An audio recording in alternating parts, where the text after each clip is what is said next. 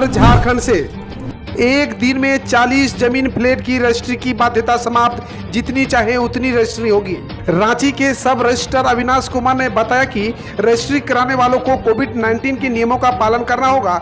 राजस्व निबंधन एवं भूमि सुधार विभाग ने राजस्व नुकसान को पाटने के लिए यह निर्णय लिया है। आम लोगों को असुविधा हो रही है और लक्ष्य के अनुरूप राजस्व की वसूली नहीं हो पा रही है। सरकार ने जमीन प्लेट की खरीदारी करने वालों को बड़ी राहत दी है। एक दिन में मात्र 40 डीड की रजिस्ट्री की बाध्यता को समाप्त कर दिया गया है। राजस्व निबंधन एवं भूमि सुधार विभाग ने राजस्व नुकसान को पाटने के लिए यह निर्णय लिया है। निबंधन महानिरीक्षक विकास प्राधिकरण बाल ने बुधवार को इससे संबंधित निर्देश जारी किया है।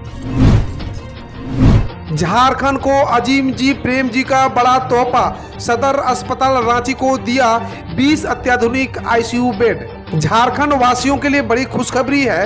भारत के सबसे बड़े दानकर्ता विप्रो के अजीम जी प्रेम जी फाउंडेशन ने रांची के सदर अस्पताल में 20 बेड और सिमडेगा सदर अस्पताल के लिए 10 बेड का आईसीयू बनाने की मंजूरी दी है। इस आईसीयू में दुनिया की अत्याधुनिक प्रचलित आईसीयू उपकरण होंगे। रांची का सदर अस्पताल मेडिकल उपकरणों के मामले में अब विश्व स्तरीय होने जा रहा है। भारत के सबसे बड़े दानकर्ता अजीम जी प्रेम जी फाउंडेशन में ट्राई नाम की संस्था के माध्यम से अपने CSR फंड के तहत रांची सदर अस्पताल को 20 बेड का अत्याधुनिक आईसीयू और सिमडेगा को 10 बेड का आईसीयू देने का फैसला किया है। झारखंड में महिलाओं की सुरक्षा के लिए सार्वजनिक स्थलों पर लगेंगे सीसीटीवी कैमरे। प्रदेश में महिलाओं को सुरक्षित माहौल देने को लेकर झारखंड पुलिस मुख्यालय हर मुमकिन कोशिश में जुटा है। तो वहीं मुख्यमंत्री हेमंत सोरेन ने पुलिस की हर संभव मदद करने को भरोसा दिया है। पुलिस मुख्यालय ने सीएम के सामने महिला सुरक्षा को लेकर प्रदेश भर में सीसीटीवी कैमरे इंस्टॉल करने के साथ गश्ती के लिए वाहनों की संख्या में इजाफा करना और साथ ही अन्य आधुनिक उपकरणों की खरीद पर सहमति देने की मांग की है। महिला सुरक्षा को लेकर झारखंड पुलिस हर मुमकिन कोशिश में जुटी है। इसके तहत बीते 21 अक्टूबर को सुबह में महिलाओं के लिए महिला हेल्पलाइन नंबर जारी किया गया था, जिसमें अब तक 108 मैसेज पुलिस को मिले हैं। इसमें से कुछ मामले ब्लैंक कॉल से रिलेटेड है, वही एक मामला अश्लील स्नैप से जुड़ा है। झारखंड बार काउंसिल की खाली पद पर चुनाव की मांग। झारखंड स्टेट बार काउंसिल के खाली पद पर चुनाव की मांग की गई है। दरअसल वरीय अधिवक्ता Rajiv Ranjan state bar council के सदस्य थे, लेकिन उनका महाअधिवक्ता के पद पर मनोनयन के बाद बार काउंसिल में एक बार रिक्त हो गया है। पिछले दिनों स्टेट बार काउंसिल के कार्यकारी की बैठक में इस पद को रिक्त घोषित करने और चुनाव कराने का निर्णय लिया गया। कार्यकारिणी ने चुनाव कराने के संबंधित निर्णय लेने के लिए चेयरमैन को अधिकृत किया गया है। लद्दाख में शहीद हुए झारखंड के अभिषेक कुमार साहू को आखिरी विदाई देने में उमड़ा जनसैलाब। झारखंड के रांची के वीर शहीद अभिषेक कुमार साहू को रांची वासियों ने कल बुधवार को आखिरी विदाई दी। शहीद अभिषेक के रांची जिले के चानो प्रखंड स्थित पैतृक गांव चेरैया में सम्मान के साथ आखिरी सलामी दी गई। इस दौरान अंतिम दर्शन के लिए जैन सैलाब उमड़ पड़ा। आपको बता दें कि देश की सीमा पर रक्षा करते हुए लद्दाख में भारतीय जवान अभिषेक कुमार साहू शहीद हो गए थे। लद्दाख में शहीद हुए रांची के लाल अभिषेक कुमार साहू की अंत्येष्टि कल बुधवार को उनके पैतृक गांव रांची के चोरैया में की गई। भारतीय सेना के इस जवान का पार्थिव शरीर मंगलवार की शाम को रांची पहुंचा था। राज्यपाल द्रौपदी मुर्मू ने रांची एयरपोर्ट पहुंचकर शहीद अभिषेक कुमार के पार्थिव शरीर पर माल्यार्पण कर श्रद्धांजलि दी। इसके बाद अभिषेक के पार्थिव शरीर को सेना द्वारा नामकुंड से ले जाया गया था। मध्यमा, मदरसा और इंटर वोकेशनल की परीक्षा शुरू। पूरे झारखंड में 93 केंद्र। कोविड-19 के कारण लंबित मध्यमा, मदरसा और इंटरमीडिएट वोकेशनल की परीक्षा शुरू हो गई है। परीक्षा केंद्र पर परीक्षार्थी सुबह से ही पहुंचना शुरू हो गए थे। पहली पाली की परीक्षा सुबह 9:45 से शुरू हुई, जबकि दूसरी पाली की परीक्षा दोपहर 2 बजे संध्या 5:15 तक चलेगी। आधे घंटे पहले केंद्र पर परीक्षार्थियों को प्रवेश करने की अनुमति दी गई है। उधर जेक ने परीक्षा के लिए अपनी तैयारी पूरी कर ली है।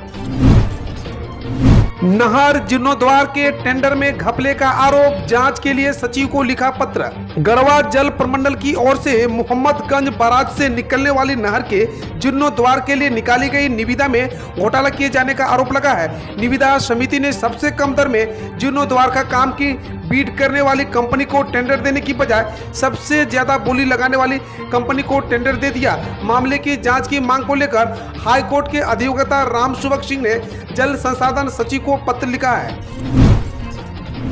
विधायक नवीन जायसवाल ने कहा, झारखंड का युवा जानना चाहती है कि उन्हें रोजगार और बेरोजगारी भत्ता कब मिलेगा। भाजपा युवा मोर्चा क्या हुआ तेरा वादा कार्यक्रम विधायक नवीन जायसवाल ने कहा, झारखंड का युवा जानना चाहता है कि उन्हें रोजगार और बेरोजगारी भत्ता कब मिलेगा। रांची महिलाओं को सुरक्षा कब मिलेगी। हटिया विधायक ने कहा, महिलाओं को सम्मान देने का वादा करने वाली सरकार में महिलाओं के खिलाफ हो रहे अपराध। हटिया से भाजपा विधायक नवीन जायसवाल ने कहा कि हेमंत सरकार ने जो भी वादा अपने चुनाव घोषणा पत्र में किया था, उन सभी वादों पर यह सरकार पिछले 10 महीने में खरी नहीं उतरी है। 10 काम भी गठबंधन की सरकार की ओर नहीं किया गया। हेमंत सरकार ने चुनाव के पूर्व झूठे वादे करके बेरोजगारों को ठगने का काम किया है। नौजवानों किसानों को भी ठगा गया। महिलाओं को सम्मान देने का वादा करने वाली सरकार में महिलाओं के खिलाफ जमकर अपराध हो रही है। बीसीसीआई के पूर्व कार्यकारी सचिव और जेएससीए के अध्यक्ष रहे अमिताभ चौधरी जेपीएससी के चेयरमैन बने। भारतीय क्रिकेट कंट्रोल बोर्ड के पूर्व कार्यकारी सचिव Amitabh Chaudhary Jharkhand public service commission के अध्यक्ष नियुक्त किए गए हैं। झारखंड की राज्यपाल द्रौपदी मुर्मू के आदेश से बुधवार को श्री चौधरी की नियुक्ति की अधिसूचना जारी कर दी गई। झारखंड सरकार के संयुक्त सचिव सुधीर कुमार रंजन के हस्ताक्षर से जारी कार्मिक प्रशासनिक सुधार तथा राजभाषा विभाग की अधिसूचना में कहा गया कि भारत के संविधान के अनुच्छेद 316 के द्वारा प्रदत्त शक्तियों का इस्तेमाल करते हुए झारखंड की राज्यपाल ने अमिताभ चौधरी को जेपीएससी का अध्यक्ष नियुक्त किया है। मांदर, डुगडुगी, लोटा, पानी, दुमका में चुनावी संग्राम के हथियार। ग्रामीणों ने पैर पखारा तो समझे समर्थन आपको। देश के दूसरे हिस्सों में तो चुनावी डुगडुगी केवल कागजों पर बचती है। अगर सही में चुनावी डुगडुगी का नजारा देखना है तो दुमका विधानसभा उपचुनाव में प्रचार अभियान की दीदार कर लीजिए, जहां ग्रामीण इलाकों में उम्मीदवार या नेता के आने की मुनादी ही डुगडुगी बजाकर हो रही है। झामुमो और भाजपा दोनों ही पार्टियां यहां मसलिया प्रखंड के ग्रामीण इलाके में संथाल आदिवासियों के वाद्य यंत्रों का उपयोग उपचुनाव के जरिए पुराने जमाने के हरकारों की भूमिका बनाने में कर रहे हैं। भाजपा अध्यक्ष का सवाल, मुख्यमंत्री हेमंत सोरेन बताए जनता उन्हें वोट क्यों दे। प्रदेश भाजपा अध्यक्ष दीपक प्रकाश ने मुख्यमंत्री हेमंत सोरेन से एक कारण बताने के लिए कहा है जिसके लिए जनता उन्हें वोट दे। उन्होंने सवाल पूछा है कि क्या जनता गठबंधन को विनाश के लिए वोट देगी। उन्होंने कहा कि सत्ताधारी गठबंधन उपचुनाव में अपनी हार सुनिश्चित देखकर घबरा गया है। अब खबर देश की विभिन्न योजनाओं से। पीएम किसान सम्मान निधि के तहत 31 मार्च तक हर हाल में करना होगा ये काम, वरना नहीं मिलेंगे 6000 रुपये। आप यदि पीएम किसान सम्मान निधि स्कीम के तहत सालाना 6000 रुपये का फायदा लेना चाहते हैं तो आधार वेरिफिकेशन के लिए तैयार हो रही है। देश के कुछ राज्यों में इस स्कीम का पैसा लेने के लिए 31 मार्च 2021 तक हर हाल में आधार लिंक करवाना होगा, वरना पैसा मिलना बंद हो जाएगा। इसके बाद सरकार कोई मौका नहीं देगी। ऐसे राज्यों में जम्मू कश्मीर, असम और मेघालय शामिल है। बाकी राज्यों में 1 दिसंबर 2019 से ही आधार को अनिवार्य कर दिया गया है। बिना आधार के आप किसी को स्कीम का पैसा नहीं मिलेगा। यूपीएससी ने जारी किया डीएएफ, 11 नवंबर तक भरेंगे अभ्यर्थी। संघ लोक सेवा आयोग ने प्रीलिम्स परीक्षा 2020 में पास हुए अभ्यर्थियों के लिए डिटेल्स एप्लीकेशन फॉर्म जारी कर दिया है। यूपीएससी सिविल सेवा मुख्य परीक्षा 2020 देने जा रहे अभ्यर्थियों को upsconline.nic.in पर जाकर ये फॉर्म ऑनलाइन भरना होगा। डीएएफ भरने की अंतिम तिथि 11 नवंबर 2020 तक है। सिविल सेवा मुख्य परीक्षा का आयोजन 8 जनवरी 2021 को किया जाएगा। परीक्षा का विस्तृत शेड्यूल जल्द ही आयोग की वेबसाइट पर जारी कर दिया जाएगा। नीट काउंसलिंग 2020 पहले राउंड की काउंसलिंग के लिए रजिस्ट्रेशन शुरू। Medical counselling committee first round की काउंसलिंग के लिए रजिस्ट्रेशन की प्रक्रिया शुरू कर दी है। नीट पास छात्र mcc.nic.in पर जाकर 2 नवंबर तक ऑनलाइन रजिस्ट्रेशन करवा सकते हैं। फीस का भुगतान 2 नवंबर 7 बजे तक किया जा सकेगा। चॉइस लॉकिंग 2 नवंबर रात 11:59 बजे तक किया जा सकेगा। फर्स्ट राउंड का सीट अलॉटमेंट रिजल्ट 5 नवंबर 2020 को जारी होगा। सेकेंड राउंड की काउंसलिंग की प्रक्रिया 18 नवंबर से 22 नवंबर के बीच होगी।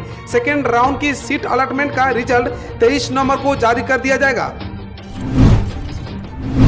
सोने के दाम में आया बदलाव, जाने रेट। कल देश भर के सराफा बाजार में सोने के भाव में सुबह मामूली तेजी देखने को मिली। मंगलवार के भाव बंद के मुकाबले कल बुधवार 28 अक्टूबर को सराफा बाजारों में 24 कैरेट गोल्ड 192 रुपये प्रति 10 ग्राम की तेजी आई। सोने का भाव 91,235 रुपये पर खुला। वहीं चांदी का हाजिर भाव 113 रुपये की तेजी आई। ये 62,104 रुपये पर खुली। पीएफ पर अब मिलेगा ज्यादा ब्याज, 5,000 हो सकती है। ईपीएस पेंशन जल्द मिलेगी खुशखबरी। प्रोविडेंट फंड पर अब आपको ज्यादा ब्याज मिलेगा, साथ ही एम्प्लॉयज पेंशन फंड भी ज्यादा हो सकता है। पीएफ पर ज्यादा ब्याज दिलाने और ईपीएस पर ज्यादा रिटर्न दिलाने की दिशा में काम शुरू हो गया है। कर्मचारी भविष्य निधि संगठन यानी ईपीएफओ जल्द ही इससे जुड़े अहम फैसले ले सकता है। सूत्रों को माने तो संसदीय समिति ने इसके लिए लेबर पैनल गठित किया है जो इस पर काम करेगा। इस हफ्ते लेबर पैनल की अहम बैठक होने वाली है। बैठक में पैनल ईपीएफ के तहत 10 खरब रुपए के कोष का प्रबंधन, प्रदर्शन और निवेश पर मंथन करेगा। पैनल का गठन पिछले महीने ही किया गया था। देश विदेश से आईएसआई ने रचा था कोरोना जिहाद और आरएसएस नेताओं की हत्या का षड्यंत्र, एनआई का बड़ा खुलासा। राष्ट्रीय जांच एजेंसी ने आईएसआई की बड़ी साजिश का खुलासा किया है। एनआई की चार्जशीट में कहा गया कि आरएसएस के लोगों की हत्या करके देश में धार्मिक भावनाओं को भड़काने की योजना बनाई गई थी। वहीं दिग्गज नेताओं को एनेस्थेसिया के इंजेक्शन दिए जाने का षड्यंत्र रचा गया था। एनआई ने इस्लामिक स्टेट खुरासान प्रांत के 5 कथित गुर्गों के खिलाफ सितंबर में दायर आरोप पत्र में कहा गया था कि भारत के खिलाफ मुसलमानों को भड़काने के लिए नागरिकता संशोधन अधिनियम सीएए के विरोध की आड़ ली गई थी। एनआई ने अपने आरोप पत्र में कहा गया कि आरोपी सादिया और एक डॉक्टर इस्फाक ने कोरोना जिहाद के बारे में भी बातचीत की। कोरोना महामारी का इस्तेमाल देश को बर्बाद करने के लिए इन लोगों की प्लानिंग का हिस्सा था। भल्लभगढ़ केस, निकिता को तौसीफ ने क्यों मारी थी गोली, पूछताछ में बड़ा खुलासा। हरियाणा के वल्लभगढ़ में छात्र निकिता की हत्या के मामले में पुलिस ने हत्या के इस्तेमाल किया गया अवैध हथियार बरामद कर लिया गया। इसके अलावा उस गाड़ी को भी बरामद कर लिया गया जिससे आरोपी फरार हुए थे। इस मामले की जांच एसआईटी ने शुरू कर दी है। कल एसआईटी की टीम निकिता के घर पहुंची और परिवार से बातचीत की। इसके अलावा एसआईटी की टीम तौसीफ को लेकर भी निकली। दरअसल एसआईटी को अभी तक तौसीफ का मोबाइल बरामद नहीं हुआ है। सूत्रों का कहना है कि हत्या को अंजाम देने के बाद तौसीफ अपना फ़ोन तोड़कर कहीं ठिकाने लगा दिया था। अब पुलिस की टीम को उस मोबाइल की तलाश है। इसके अलावा पुलिस का कहना है कि निकिता के मोबाइल को भी परिवार से लेकर फॉरेंसिक जांच के लिए भेजा जाएगा। पटना रैली में पीएम बोले, दलितों पिछड़ों का हक हड़पने वाले क्या बिहार की उम्मीदों को समझ पाएंगे।